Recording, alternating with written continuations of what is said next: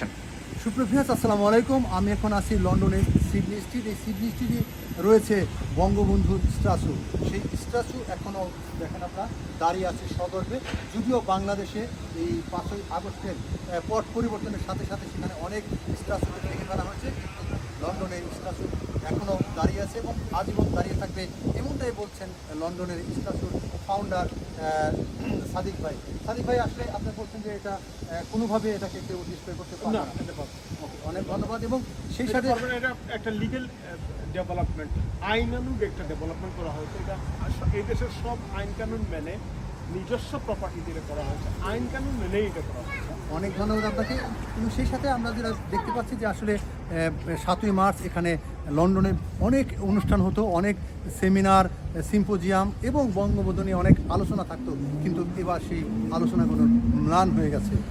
আমরা একটা মিক্স বাগানের মধ্যে আছি, একটা ফুলের বাগানের মধ্যে আছি। এদেশের মানুষের মধ্যে যতই হিংসা বিদ্বেষ থাকুক, যতই রাজনৈতিক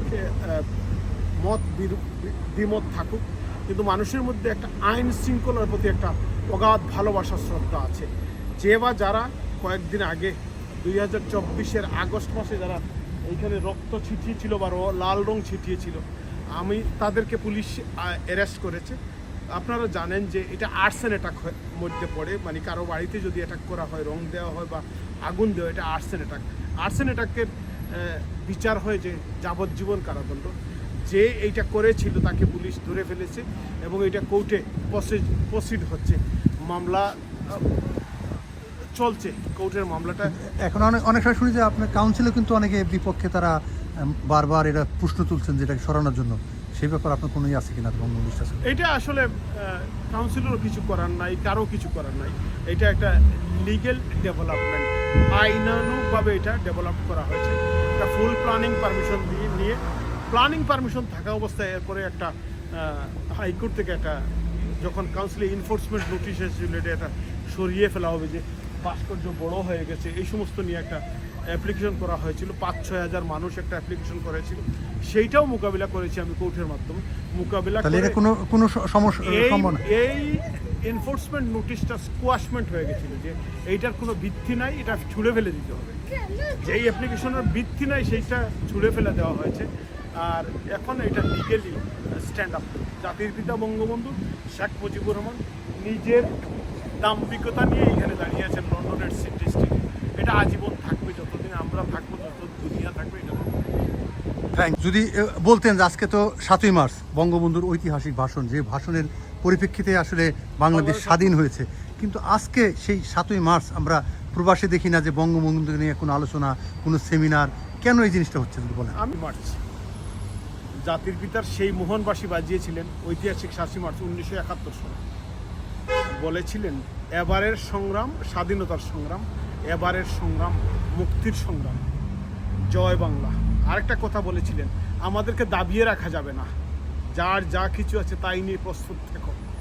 এই যদি বঙ্গবন্ধুর এই উক্তিগুলোকে আমরা মানি, আওয়ামী লীগ যারা ধারণ করি, আওয়ামী লীগকে যারা ভালোবাসি, বঙ্গবন্ধুকে যারা ভালোবাসি, শেখ হাসিনাকে যারা ভালোবাসি, আমরা ঘরে বসে থাকলে হবে না।